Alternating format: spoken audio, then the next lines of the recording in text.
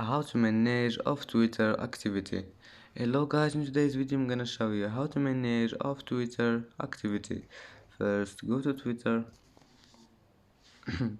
and then go here and now click settings and privacy and then click privacy and safety, and now all you need to do just go down and you need to find this one of Twitter activity.